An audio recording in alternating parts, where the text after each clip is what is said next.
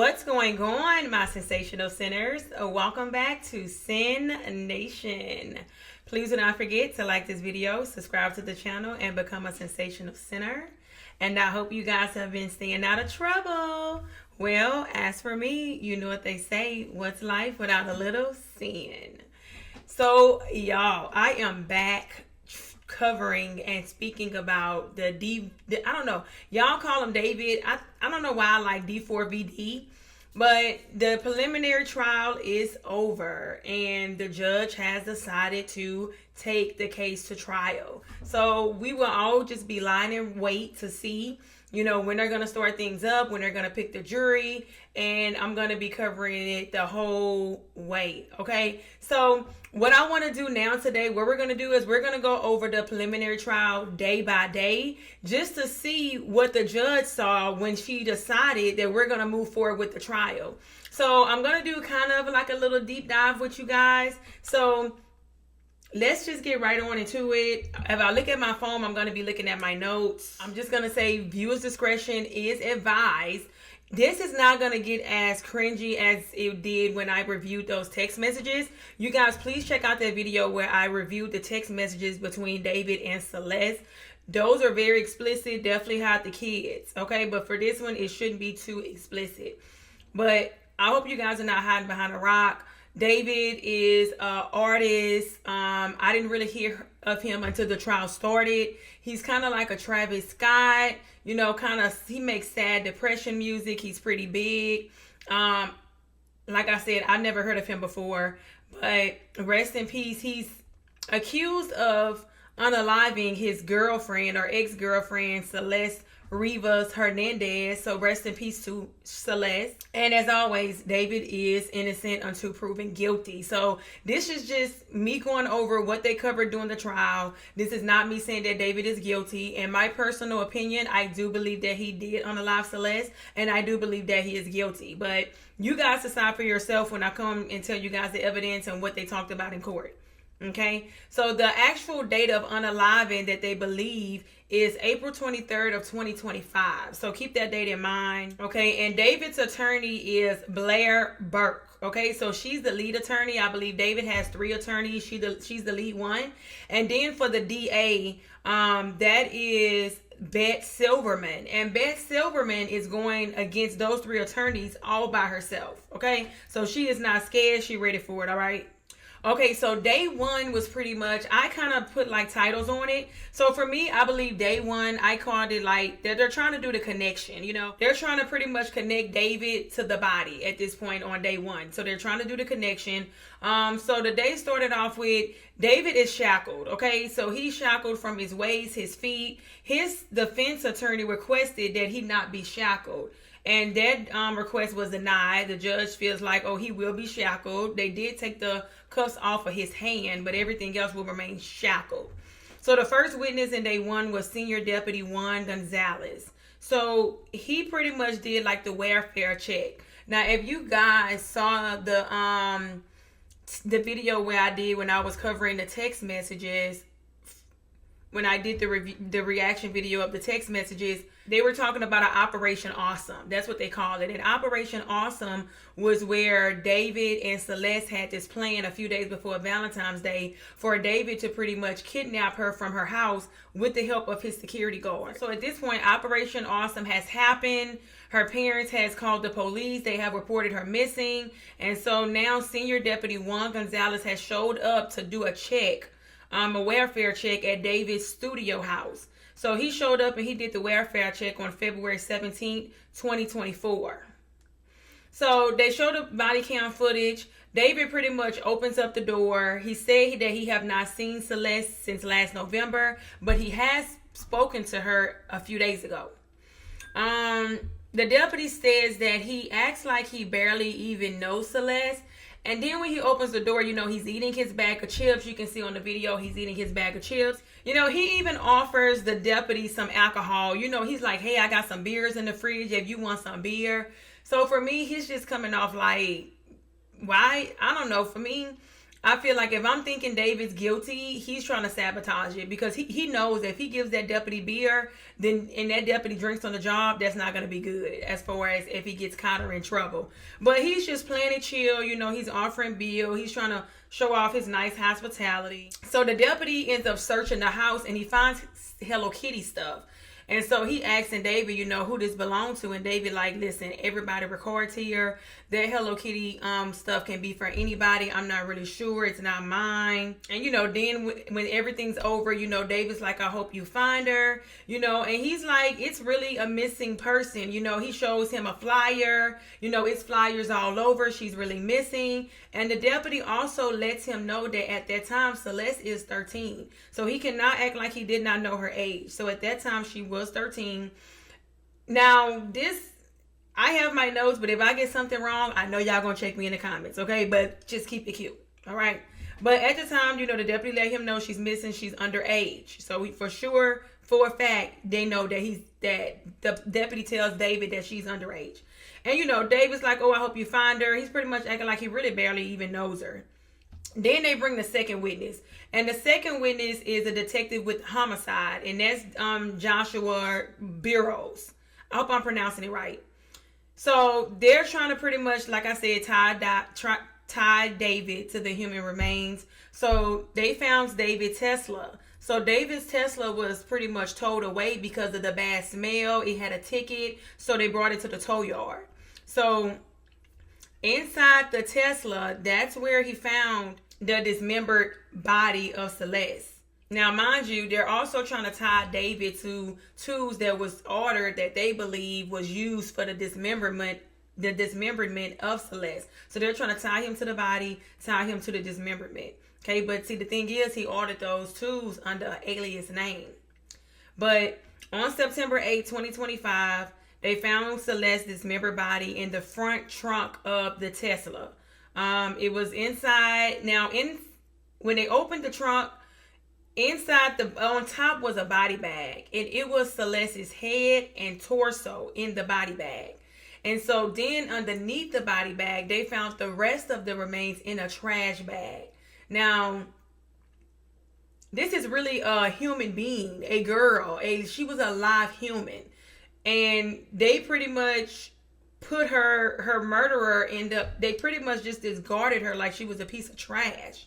But they found the remains, and they showed in court the dismembered body, and in court they also showed where on one of her hands, I'm not sure the right or the left hand, it was 2 fingers missing. And it is said to be that, they identified Celeste by the shush tattoo, but she also had a tattoo on her finger with David's name on it, and that finger is missing. They don't know where it's at, and another finger is missing, have yet to be found. So those are gone forever, probably. Then in the car, so this is where the connection starts, right? So they find the dead body, they find the corpse, it's dismembered. That is David's Tesla. They even find a receipt in the Tesla from Ross Dress for Less, and they pull up the surveillance video. The receipt is from July 29, 2025, and the customer is David, okay? So they know, that's his car, and he can't say, oh, I haven't been driving the car, because we seen you, on the surveillance camera going to Ross Dress for Less, and the receipt is in the car. They also pull up surveillance where they show David parking that same Tesla around the corner from his house. So that's another, tying David that he has been driving that vehicle. They also went over that Celeste has 3 phones, but David's defense attorney is trying to say, all those phones, those are Celeste's phone. Do not tie any of those phones to David. Those are her phones, okay? So then the dental records, they pull that up. The dental records has confirmed that is Celeste's body. So they went over that as well. And day 1 of the preliminary trial. And then they went over a burn cage that was found and was ordered under an alias name. So they found a burn cage at David's house, but the burn cage, it was never used. It was never opened. And then they go over a chainsaw purchase. So a chainsaw on May 1st was purchased, but in all, it was a purchase of 3 chainsaws. Now, when they tested the chainsaws for human blood, it tested negative. They also found some fireproof floor mats that was purchased July 12, 2025.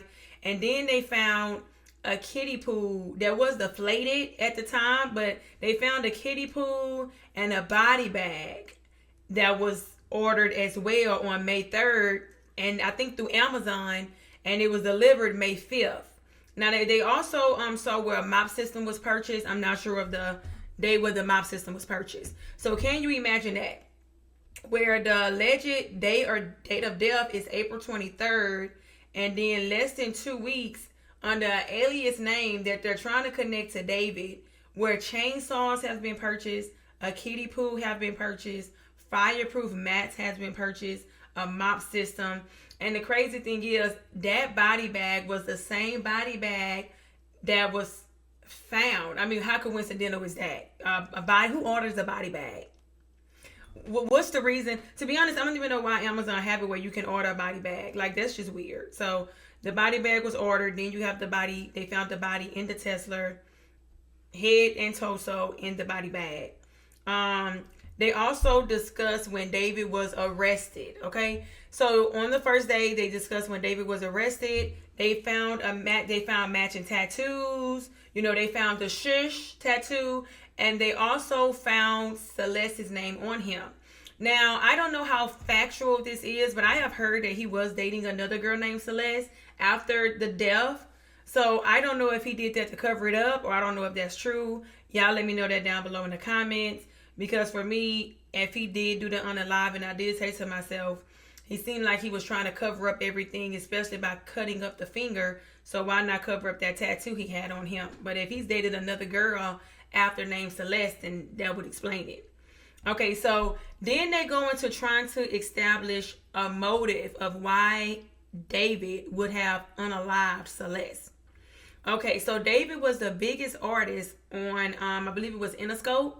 So he was the biggest artist. So they bring a witness up named Benjamin Greger. Now, he is the finance guy at the record label. And currently, he's still working with David's mom. So he worked with David's mom, and then he works with David's mom now. So they find on day one that he's working with David's mom. They're communicating to try and pretty much hide assets, to get the assets out of David's name into her name. Also, he helped the mom with getting a lawyer. And then they started to communicate through encrypted apps. They named another app, but WhatsApp is also an encrypted app. Then that pretty much sums up part day one of the preliminary trial, right? So if I'm the judge, I'm just like, wow, they got the body, the matching tattoos is enough for me. The shush tattoos, the finger coincidentally with your name on it is gone. Then the body bag that you ordered, the body was found in the body bag. That's kind of crazy. And then, you know, David's demeanor, acting like he doesn't really know Celeste. But, I mean, you can't really say he's guilty because of that. Because at the time when the police showed up to his house for the welfare check, Celeste was still alive. They had just pretty much kidnapped her from her house. So that may, you know, explain the nonchalantness with that body cam footage. So then we go to day two. And day two is pretty much them establishing a motive, okay? So they called Benjamin Greger back on the stand. Remember, that's the finance guy. Then they're doing like the cross-examination, you know, where the attorneys come up. So also, I'm just giving like a synopsis, just to review, not like what happened word for, you know. But pretty much the defense is trying to prove that David had no control over his money. So if David had no control over his money, then he had no motive to unalive Celeste for money reasons. While the prosecution is trying to prove that David did have control over his money and he did have access over his money. And the defense and the prosecution is also trying to prove that, you know, Benjamin Greger could lie for David because David would mess up his money. So they're trying to prove that Benjamin Greger has reason to cover up for David, to lie for him, because if David doesn't succeed financially, then Benjamin does not succeed financially either. So Benjamin states from 2023, so this is Benjamin's pretty much testimony. From 2023 to 2025, David made $10 to $11 million. That is a lot of freaking money, especially for somebody that I've never heard of. And he has like millions of followers on Instagram. I've never heard of the guy. That is crazy. Then at some point, mind you, Benjamin Greger is the prosecution's witness. So at some point, while Beth is questioning him, she feels like he's been untruthful and she wants to have him impeached. And that's her witness. So, but that just goes all in to say that maybe the prosecution is right. He does have a reason to all of a sudden lie. So they discuss flights and traveling. David bought a plane ticket to London and to Texas. So while, they're asking, Bet's asking, you say, she asks, do you know of Celeste? And Benjamin's like, no, I don't really know of Celeste. And she's like, well, how you don't know of Celeste? How you barely know Celeste, never heard of her, when David's purchasing plane tickets with money. He's taking Celeste to London. He's taking her to Texas, but you barely know her. But of course, he's probably acting like he barely knows her because he's still working with the family. Okay. Then another thing, and I'm going to try to explain this the best to my understanding. So during David's biggest payouts, he was underage. So he didn't have full access to the money. Okay, so some of that money had to be placed into a Kruger trust, where 15% had to be placed in there. I believe his mom had access because he was underage. But all in all, once he became of age, he got a lot of that money. Okay, and then so the prosecution is trying to say he had access to that money. The Kruger trust, David was only under 18 for like a year and a half, not even long enough to even say that was a lot of money. So, the prosecution is like, well, it was in the Kruger, the defense is like, the money was in the Kruger trust. He didn't really have access to that money like that. His mama had control of the money. And the prosecution is like, BS. That he was 18 just as soon as that money started rolling in. So that's not true, right? So they're going back and forth on that. Then they have two criminalists. I think I pronounced that right. Okay. So then they have two criminalists. They are the witness. Okay. They come as well on day 2. And they found blood at David's home in the garage, but it was no DNA confirmed. And then, like I said, that was when they asked, what did you find? It was the inflated pool. They found blood. I'm sorry. They found blood in David's home, in the garage, on the inflated pool, on the exercise mat. And then they also discussed when they found the body, it was 11 air fresheners in that front trunk with the body to try and cover up the smell. Now, I've heard the smell of decomp is horrible. You cannot cover that up. So that sounds like somebody dumb, young and dumb, that would do something like that, where you would put a corpse in a trunk. California is hot as hell, so I've heard, never been, want to go. And then you're going to put air fresheners in the front of the trunk? And you ain't think that was going to smell? Yeah, that's crazy.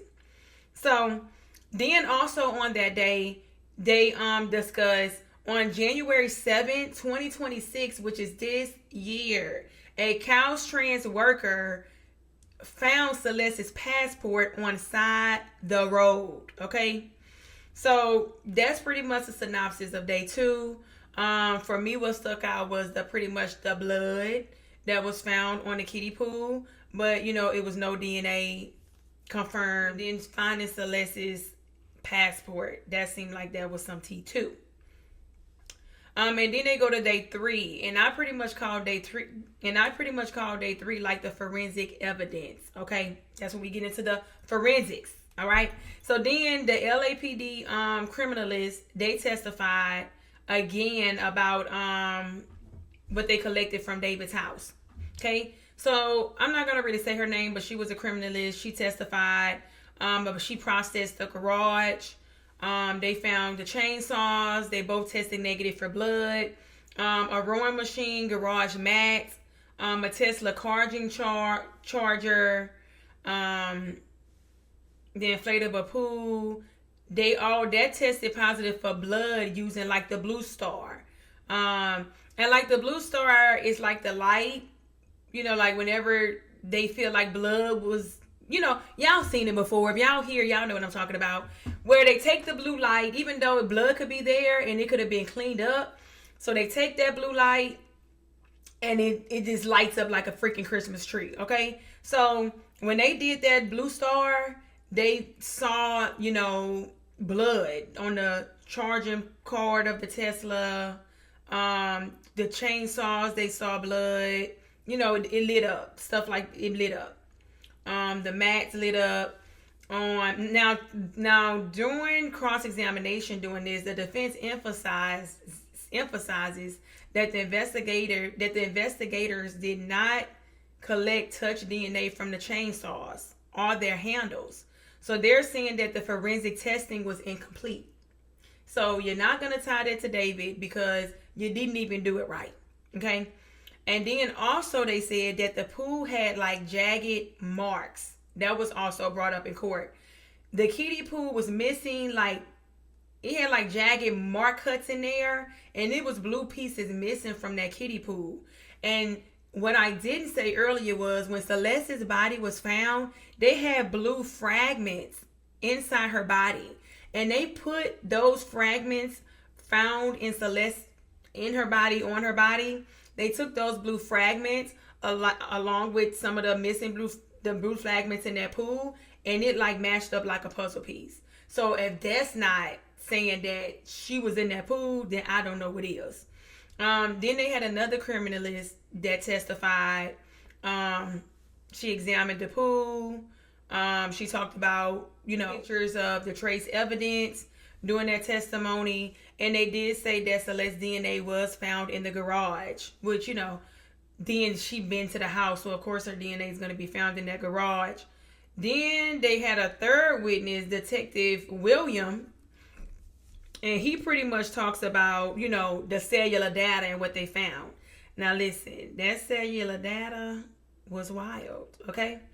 So, with the cell phone and the cellular data that they discussed on day 3 of the preliminary trial, they were pretty much tracking David's movements, and specifically the night of the quote-unquote unaliving, okay? So, it was tracking David's movements. They went over that. They were showing that his phone and the Tesla traveled together to Santa Monica because on the night of the unaliving, David's Tesla went to Santa Monica, which that was near where the passport was found. So they're saying, David unalived Celeste. Now, as far as the dismemberment, for me, and I'm sure they're not trying to prove this either, the dismemberment happened days later, because he purchased, I don't know who purchased, who the unaliver, whoever did it, purchased the shovels, the chainsaws days later. But there's pretty much saying, how coincidentally is it the night that they're thinking that, the night that she, she went to David's house, she stopped responding, her phone was off. Coincidentally, his car is driving there. His phone and his Tesla is in Santa Barbara. Okay, I don't know if I said Santa Monica, but Santa Barbara, y'all. It's in Santa Barbara near where Celeste's passport was found. Now that is very damning evidence. Okay. Then allegedly, David made trips to that area numerous of times. Now I'm saying allegedly, but I believe that was proved by GPS. Okay. On May 8th, he made a trip there, which is 3 days after the alleged dismemberment, and a few times after that, he made trips over there. So they're thinking, one of the shovels was never able to be. One of the shovels that was bought was never found, or the shovel that was bought. So they're like, he could have been throwing the shovel. He could have been, they already found the passport, just throwing stuff out the window, hiding, Then they have an outgoing call that night that he made to Celeste's phone around 12:04 a.m., which would technically be April 24th. So Celeste, the text messages prove that Celeste came to his house April 23rd. But then, all of a sudden, she never made it. So he's calling her phone. Okay. So if he did unalive her, he's trying to make it seem like, oh, I'm calling her, trying to reach her. Okay. But the outgoing call went straight to voicemail because Celeste's phone was off at the time, or in airplane mode, or was out of service.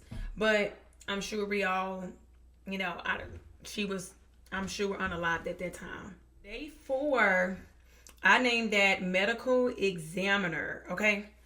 And I named it that because they were pretty much talking about, Celeste's body, how she died, how long it took, things like that.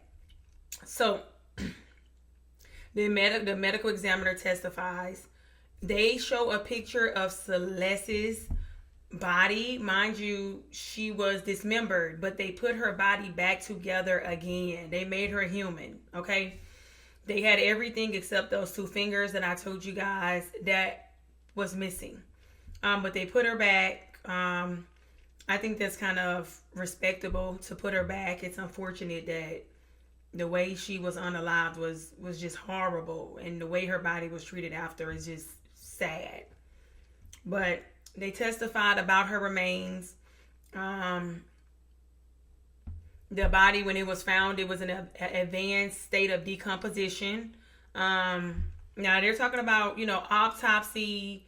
That's what the medical examiner is going over. So they said that her body was in an advanced state of decomposition. It was impossible to identify, one specific fatal injury. But they did rule it a homicide based on the evidence. They revealed that it was multiple penetrating injuries consistent with a sharp force trauma before death. So, all in all, they say, kind of like stab wounds. No exact date of death because of the state of the body. So they were trying to get an exact date in court, and the medical examiner was not giving it. He was like, listen, I can't put an exact date. I can't say months, but it has been a few weeks. So she had been dead for a few weeks, and they could say that it had been at least weeks. The medical examiner said only power tools could have been used to dismember her. So ain't no butter knife, ain't no kitchen knife. The only thing that's strong enough to dismember a human being and cut through those bones is a power tool. So, with that's what we get into the chainsaws. Okay, those are power tools. Y'all getting the connection? So no blood was found in the body either. The body bled out. No blood found at all. And then parts of the body was even eaten by insects. Now, I know some stuff you like, but listen, I have to say it. I have to, we got to paint the vision, okay? Because this really happened. This is a real human being that this happened to. So we can handle little moments, because imagine what she had to go through, Then the overdose was ruled out. So, if the defense wanted to come, she had an overdose, because I believe that was like a rumor too, ruled out, overdose. Didn't happen. And those remains were 71 pounds. 71 pounds. And then they go back to the evidence in the garage. The investigators testified about the evidence again that was found in the garage. That's more than likely belonged to Celeste. They go over again the blood stains on the floor mats, the Tesla chargers. They talk about the tiny fragments that match the pieces from their, the tiny fragments that was recovered from the remains match the pieces from the inflatable pool in the garage. Then they also did a DNA link where they pretty much linked Celeste to multiple locations in the property, which, we knew she had been there, So, and then the prosecution argued, that the blood evidence supported their... So they're pretty much saying that, Celeste was unalived in the house because of the blood evidence that was found. And so then the defense did their cross-examination to pretty much challenge the forensics. So they was pretty much saying because of the condition of the body, they could not determine a precise cause of death. So, they kind of just like, she could have hurt herself. She could have, killed herself. Things like that. So they're like, no, you don't even know how she died. You know, that don't make sense. You don't know. Some evidence was not tested. So they like certain tools that was recovered, y'all didn't test right. Then they're saying that other people had access to the residence, you know, raising questions about David. They don't mean David did it. Anybody could have did it. They had so many people that had access to the residence. Okay.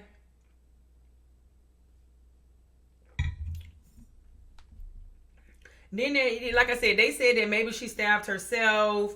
And it's like, first off, if somebody wanted to unalive themselves, ain't nobody gonna be stabbing themselves. So, but it's just like it's the defense. So they're gonna just try to throw stuff out there, which sounds belligerent and crazy. And so, but the medical examiner came back and said there was no hesitation wounds found. So with hesitation wounds, you know, I guess because you stabbing yourself, you would hesitate. I don't know. They the experts, honey. So I don't know if the is jagged or it shows from side to side because you hesitated. But the medical examiner stated there was no hesitation wound. So her stabbing herself, probably didn't happen. Then the next witness was the LAPD detective. He testified after the examiner.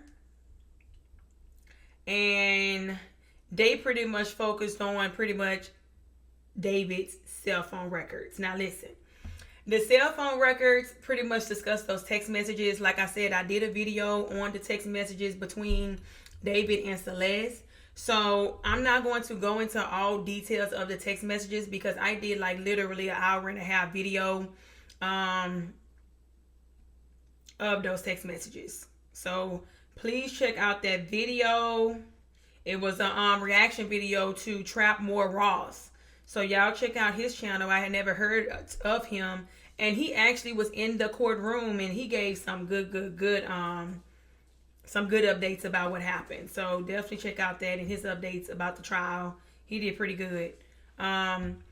So when he was on the stand, the testimony, they talked about the explicit sexual photos they had in there of David and Celeste. Okay, so it's pretty much like it starts with a P, rhymes with corn, So they found all of that in there. They found 48 images of illegal video in there, and it's illegal because she's an underage girl. So they found that in the phone. They found pictures of fake IDs. I believe they said that I don't know if it's a fact or rumor, but they said David would bring her to the club, so they found fake IDs in there. They even found a hand picture in the phone, right? And it was of David's and Celeste's hand touching. And what was so crazy about that is, Celeste is literally a 13, 14 little girl, and David is an 18, 19-year-old grown man. And when they showed that picture, her hand looked like a little child in his big old hands. And so I know they're going to I know that the prosecution is probably going to show that video again in trial because that signifies how she was just so innocent and small when he was so big. So they found that photo in there. They even found a photo of an engagement ring. So at some point he proposed to her. Like, ain't that crazy? How you propose to a minor? And these pictures and videos, like I said, she's like 13, he's 18. They found pictures of the engagement ring. That's what the text messages, like I said, I covered them where they discussed the abortion, the pregnancy. Y'all go check the video out. And then they also discussed the connection of when Celeste and David started to interact and when they started talking, right? So August 2022 was their first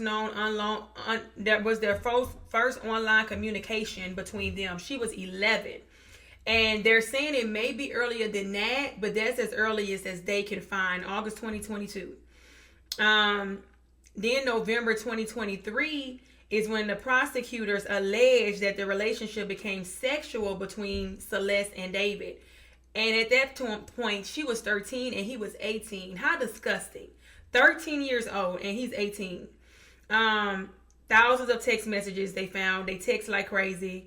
Then April 2025, they presented the last text exchange before, Celeste's unaliving.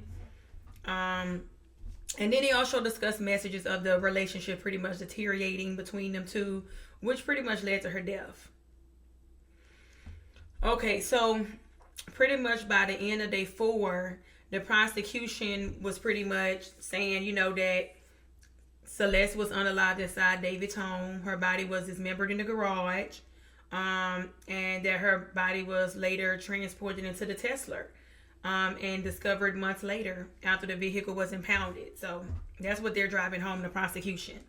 And then we go to day 5. Now, this preliminary trial was not supposed to go this long, but it went 5 days. I'm surprised it did go this long, because for me, day 2 would have been like enough to see it, but they needed that day 4, though. I'm not going to lie. Day 4 with those text messages, oh yeah. So day 5, the witness is a detective, Corey. He finishes his testimony because he was testifying on day 4, so he finishes it, and they're talking about the phones again. So he's back on the stand. They go through thousands of text messages. Celeste is 14, and they pretty much focuses on her final hours where the prosecution believes she was unalived. Okay, so they're going through the text messages, and the text messages, I believe the day before the unaliving, Celeste was talking about this girl named Asia. Now, Asia is a friend of David's, and it's coming off that Celeste is jealous of her, okay? Now, when you with somebody, they tight. They tight, okay? When you with somebody, y'all know, if y'all in long-term relationships, y'all married, y'all know. You see a person of the opposite sex, oh, my partner would like them. I know my partner find them attractive, right? So Celeste knows his type. To be honest, Asia and Celeste, they're the exotic, they're bright, the hair, everything, they look alike to me. But, it seems like, Celeste may find Asia as a threat, because she knows that David more than likely like her. So she's mad at David, she's fussing at him in text messages, and, she's telling him, you allow Asia to sit in my seat. Now, when she said, the text messages say you allow Asia to sit in my seat, I don't believe it's like a physical seat, maybe. It could be like a figuratively seat. Like, that was my seat and you let her sit in it, Or she was involved sexually with him. So then they are calling, you sit on somebody's face, a seat too. So it could be either one. It could be 3. She sat in my seat, which is like she got her favorite chair at the house, or her passenger seat in the Tesla, or you sit on my seat. Now, this is where, I personally believe that, David did unalive Celeste, but this is where I feel like, will he get charged with first degree? In my personal opinion, from what I'm about to read and what was presented in court on the last day of the preliminary trial, I don't believe he's probably going to get first degree. That's my personal opinion. Argue with your mother. Don't argue with me, okay? Because I'm going to be like the judge said. At one point I heard in the courtroom, the judge told, I think it was David's attorney.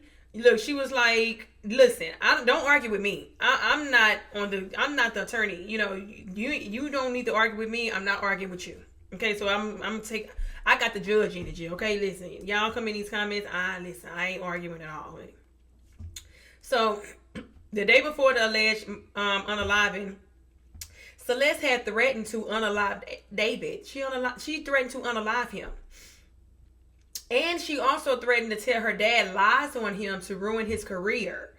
And she told David if she saw him hanging out with Asia, she would make an anonymous account and she would leak information about him. So I don't know if you would call it blackmail or what, but she like, listen, all the stuff I know about you, I'm going to leak it.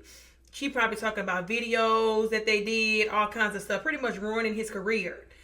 She threatened to call his mom.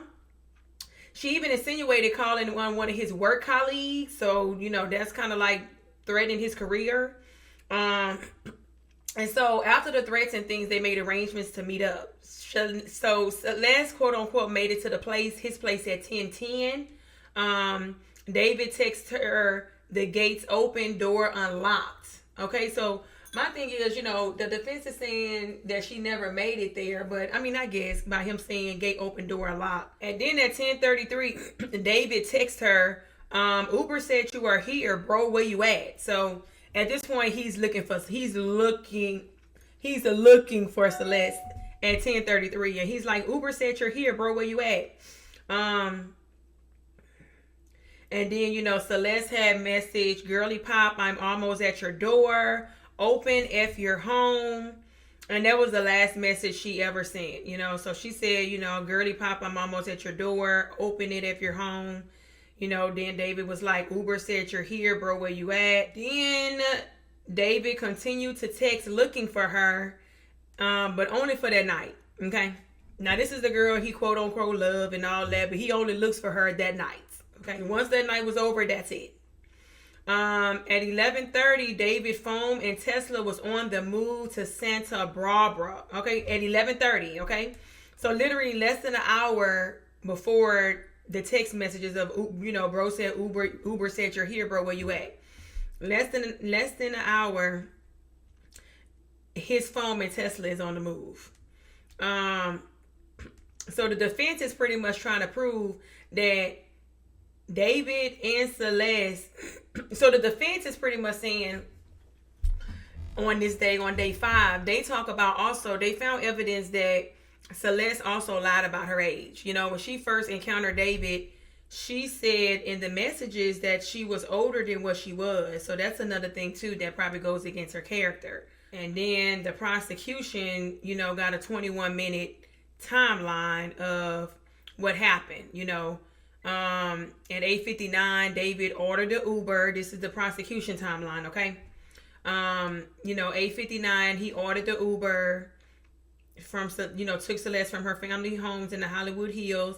10:10, he texts, the gate was open, pretty much what I said. Then, where you at, he was looking for her. But with the defense, when the defense came back, David's attorney, they're challenging what the prosecution is saying. They're saying that, Celeste, David didn't even want Celeste to come over. She insisted.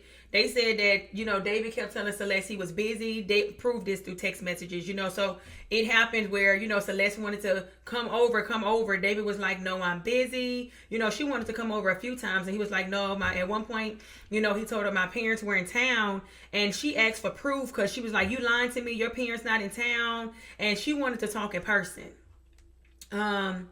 So that could be something too. Like if he had plans to kill her, unalive her, why would he keep telling her, no, you can't come over? So I don't know. I feel like this first degree is probably not going to happen in my personal opinion. Charlotte, before arriving, she had sent those threatening text messages. So, the defense is going to drive home with that as far as, ended his career and telling lies about the dad. The defense also mentioned that, like I said in my video where I did the text messages, where are her parents? I feel like her parents could have did more. Like I said, don't argue with me, argue with your mama. Her parents could have did more. David was a celebrity. They said, the defense is pretty much proving that the parents knew about David because they signed a permission form allowing her to go overseas with David. So the defense said that they had a notarized form where the daddy signed it. So for me, I personally do believe that the parents did know about the relationship because when they did Operation Awesome, a few days later, the police just ends up at David's house. Like, if you wasn't aware of the relationship, if God forbid a close family member of mine go missing, I'm not going to send them to Chris Brown's house unless I know they messing with Chris Brown. So that lets me know that they knew of it. Also, the defense talks about how, with the text before her arrival, David talking about ordering in and out. So they like, why would he order food if he was planning to unalive her? Then also they bring up how David went to church with Celeste's family. So according to Blair, she said that David went to church. So I don't know if David went to church with her mama, her daddy, but it's a family. He could have went to church with her sister, first cousin. Sometimes those sisters, first cousin, they'll hide, stuff for you, honey. Then David's defense team also insinuated that Celeste may have a mental disorder because in those text messages, Celeste would mention BPD. So I don't know if that's border personality disorder or bipolar disorder or what. Okay. But Blair wanted to, ask about those text messages. She wanted to ask the detective up there about those text messages with the BPD, did Celeste have it? And they said that the judge kind of cut that short. She did not want to get into that. So I'm sure as we go to trial, we will get into that to see if Celeste in fact had mental, something mentally going on with her, a mental disorder. Then also what David defense is driving home, that the Uber driver does not even remember driving Celeste there. The Uber driver don't remember Celeste, being there, dropping her off, any of that. So that's kind of wild. Then also, his defense attorney is driving home. You're saying that David done did, he done unalived her in 21 minutes. He done did all of this. But the medical examiner stated it took at least, from her wounds, it would take at least an hour or less for her to, die. So that doesn't even match up. Which, I don't know if that makes sense. Even though it's the medical examiner to say an hour or less, but it's or less, which could be 21 minutes. So that didn't really make sense. But hey, you can't knock on Blair for trying, honey. Then also Blair tried to drive home that it's no camera evidence, no ring camera evidence. It's cameras. Why don't they have Celeste on the cameras making it to that house that night? And that's when the prosecution argues back with no camera evidence because too much time has passed by and it's no footage, which I think that's kind of whack. It's like, what? No footage? I thought maybe it'd be in the cloud, but it's no footage, so that's the only reason why it's no evidence, right? Okay, so after all the testimonies or whatever, David's attorney pretty much argued that it was insufficient evidence for him to go to trial and pretty much letting them know that the prosecution didn't do what they're supposed to do. But we all know that the judge ruled that they do have sufficient evidence and that he will be going to trial on these charges. So David will be going to trial for first-degree murder. As I said, I do not believe he's going to get first-degree murder. The continuous sexual abuse of a child under 14, absolutely he would be, I believe in my personal opinion, if I'm on the jury, he's going to be found guilty of that. Mutilation of a human remains, I do believe that he would be found guilty of that as well. I just don't think about the first degree. I just don't know because of the threats that she made to him. I believe that David's going to come back and say, because he have, I believe, I don't know if it's 60 or 90 days to, say he want a speedy trial, say I'm guilty, I don't want a trial, so he got a little moment before he could do that. I do believe because of this evidence, that they may come and say, hey, he did it, it was self-defense. I believe that's a better argument for me. Rather than saying, oh no, she didn't come to the house, I didn't see her, I don't know nothing. I just don't think the juror's gonna buy that. But I feel like if he be like, listen, I had a big career, I made this mistake with this girl, she was threatening me. It's all there. She threatening him. She says, I'm gonna do this, I'm gonna ruin your career. I think that's a better defense. So he hired somebody like Blair Burke. We're going to see what they come up with. But I think it'd be in their best interest to say that he did do it. He panicked.